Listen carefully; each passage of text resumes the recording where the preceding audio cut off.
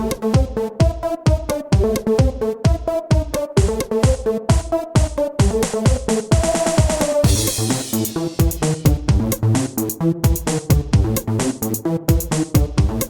this episode of Beyond the Bounce, we sit down with NBA legend Spud Webb. He discusses his early influences and the people who helped motivate him to become the NBA star that he was. All that and more on Beyond the Bounce. Thanks for joining us on this episode of Beyond the Bounce, presented by ZTE. Sitting next to me, and hold on while I go through the checklist of his accomplishments, NBA veteran, NBA slam dunk champion, Texas Legends president of basketball operations, proud granddaddy, Mr. Spud Webb. Welcome to the studio, Spud. Thanks for having me, Trav. Of course. Now, this is a fun occasion for me, a longtime friend of mine, Mr. Spud Webb, of course. And Spud, this is something that I look forward to doing with you again in the future. So for this episode of Beyond the Bounce, we're simply going to concentrate on your early career. You were a young man growing up here in Dallas-Fort Worth. You went to Wilmer Hutchins High School. It's not like you were ever a towering presence. You went into your JV team at 5'3". Naturally, you had your doubters. So who were some of the people early on in your life who told you you had a chance to play basketball?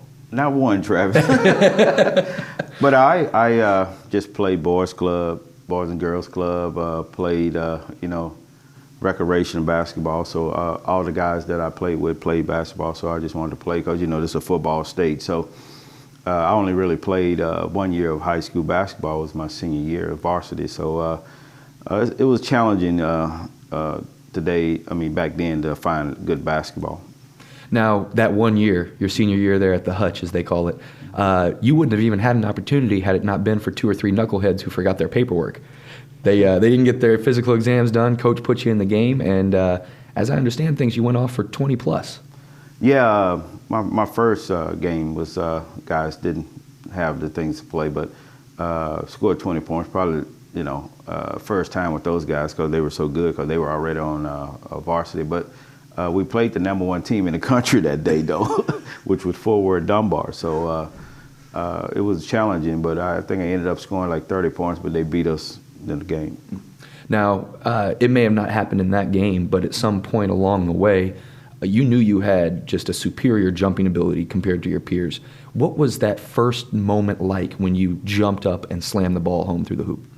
Well, my neighborhood, Travis, they was about time you do it because you didn't try it like 1,000 times. But after we played like 20 games, guys would start like doing dunks and stuff like that. And, I always wanted to. I always tried, and I was trying to get to that point. Didn't, like today you have these worldwide where you see guys do it. I never heard of people doing it, at my size. So it wasn't nothing I was trying to do. I was trying to keep up with the guys in my neighborhood.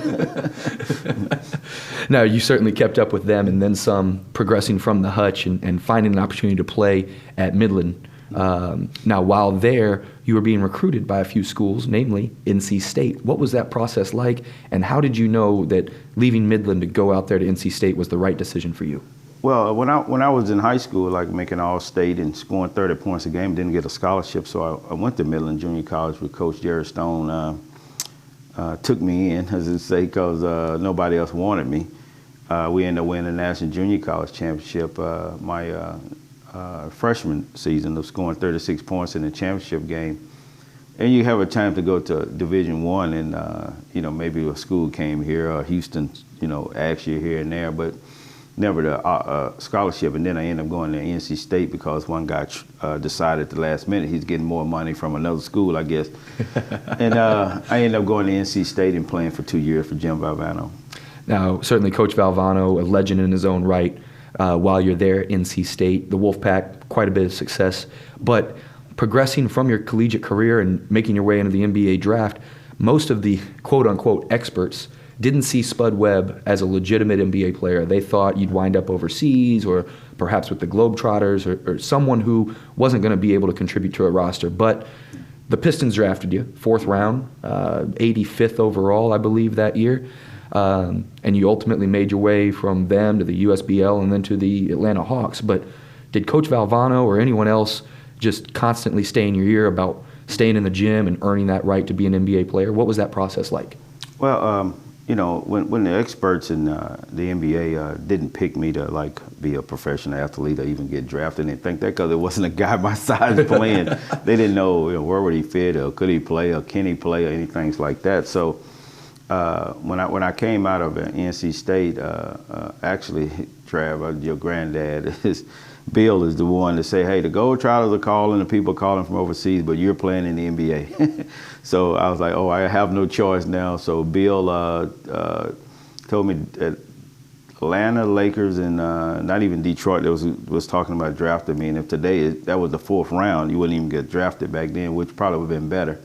But I never went to Detroit and ended up signing as a free agent with Atlanta, and ended up starting my first NBA game I ever saw, actually, because of Doc Rivers at the time had broke his hand. So started the first game, and as they say, that, you know, rest is history. But playing it doing the dunk contest was something that year, my rookie year, was something that they asked me at the last minute. And actually, I was hurt, and I had to go do the Johnny Carson show the night before. So I left there at like a late Friday night in a helicopter to go to the airport to get to the dunk contest that Saturday. Lucky I was 22 and didn't get tired at that time, but it was a fun day, fun years, and it's a long you know, story to getting where I went, because I went and played in the USBL in the summer league with Manu Bowl, and me and him became good friends. So I made a lot of friends along the way.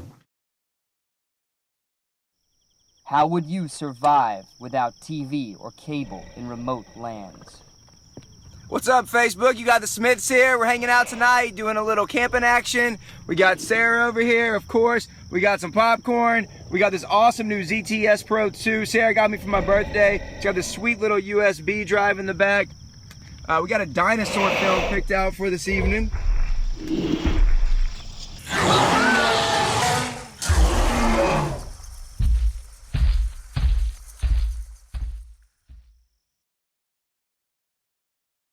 Now, before we get to that moment here in Dallas in 1986 where you ended up winning the dunk contest, there had to be some moments along the way as a rookie with the Atlanta Hawks walking into that gym. I recalled Jeremy Lin recently saying he couldn't get into Charlotte's arena because the security guard didn't believe he was an actual basketball player at 5'6". I'm sure those moments happened for you as well, and I'd love to hear maybe one of the fun locker room stories you had when you first walked in there and guys started asking, "Who's this guy?" That's I mean, a lot. It happens a lot. That you know, they can't walk by because they so tall and everybody know them, and I get by easily, and then most of the time when you get there, they're wondering why you're there, because who is that in the locker room? Or I had the instance during AllStar weekend that I couldn't get in because they didn't think I was a basketball player. So it happens a lot, but it's good. I love it. I mean, it shows you know, that, you know, you belong, but, you know, it shows you that you worked hard to be where you are at your size.